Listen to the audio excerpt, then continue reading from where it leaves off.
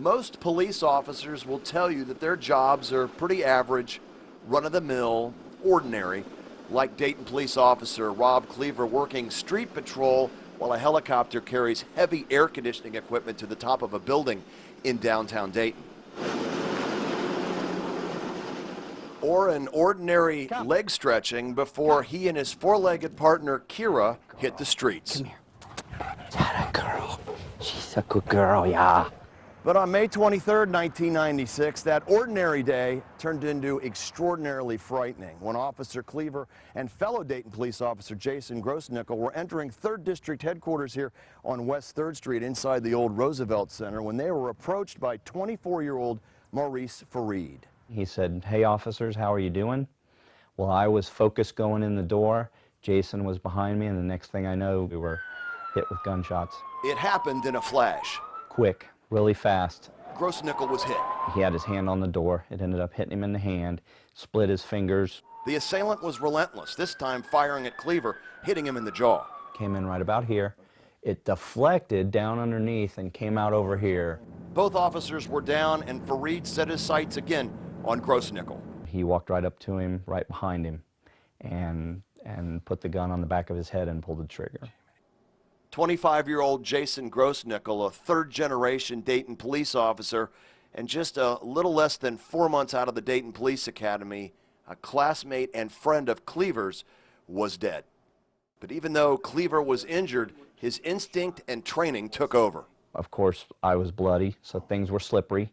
And at that point, I guess he must have thought that I went down and didn't see me, and he ran to get back in the truck and try to leave. Somehow, Cleaver was able to fire his weapon, hitting the suspect numerous times, along with other Dayton police officers now on scene. Fareed lay mortally wounded, with only his family left to answer why. He basically said, "I'm tired of being pushed down, I'm tired of being oppressed, I'm tired of being squashed down by everybody." He said, "Before the holiday weekend, I'm going to do something to make something happen." Cleaver recovered from his wounds, and after a lengthy discussion with his wife and young daughter, decided not to change professions, but rather to get back in the game.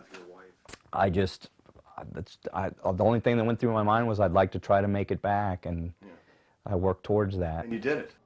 Back on the force in no time.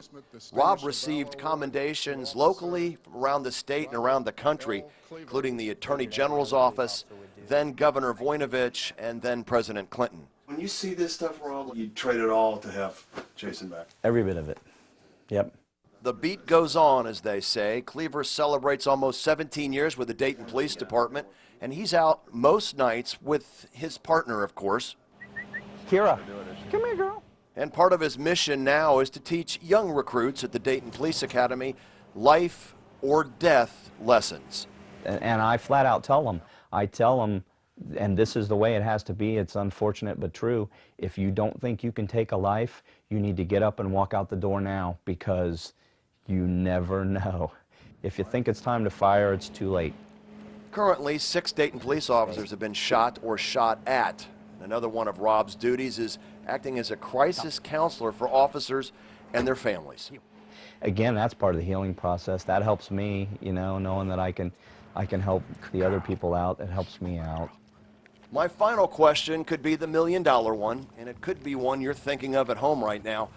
With all that he's gone through, the gun battle, being wounded and losing his best friend, how do you carry on? Good girl. You can hang in there and go with a little bit of the pain and stuff. I mean, it's not perfect. You know, I'm probably not completely all right up here. Never will be. Maybe never was. I don't know. But we know one thing, the word quit, for now at least, is not in the Cleaver conversation.